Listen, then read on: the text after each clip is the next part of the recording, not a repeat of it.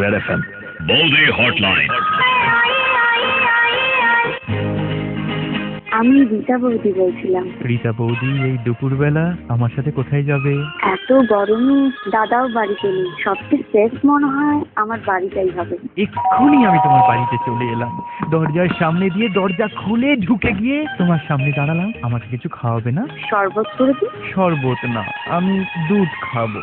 তাহলে ঘোল করে দিই। ঘোলও না, ঠান্ডা দুধ।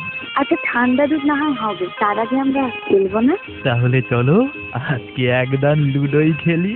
কে শুরু করবে? তুমি শুরু করো। তুমি আগে বোর্ডটা তো পাতো। এই নাও, পেতে দিয়ে। তুমি কি নেবে, নীল নাকি সবুজ নাকি লাল? আমি বরং হলুদটাই নিই। লাল সবুজ নীল তিনটেই বড় ঝামেলা। আমি তাহলে নীল। বৌদি, আমার হাতে এবার ঘুঁটি। ভালো, তবে তার আগে ভালো মতো ঝাঁকিয়ে চলে। ভালো করে ঝাঁকাচ্ছি, জোরে জোরে ঝাঁকাচ্ছি, আরো জোরে ঝাঁকাচ্ছি। আরো জোরে ঝাঁকাবো? আরো জোরে। এত ঝাঁকালে তো দুধ কেটে ঘোল হয়ে যাবে। তুমি চাইলে আমিও ঝাঁকিয়ে দিতে পারি। ঝাঁকিয়ে নিয়ে প্রথমটা ফেললাম, পুট। আমি ঝাঁকিয়ে দিচ্ছি, দাও। জোরে জোরে ঝাঁকাবো? হ্যাঁ, তাড়াতাড়ি। আরো আরো। আরো জোরে ঝাঁকাচ্ছি। হ্যাঁ, তাড়াতাড়ি। আহ, গোল। গোল নয়, লম্বা। হ্যাঁ, হ্যাঁ, দাদা যদি শুনতে পারি দিয়ে তোমার লম্বা বানিয়ে দেবে।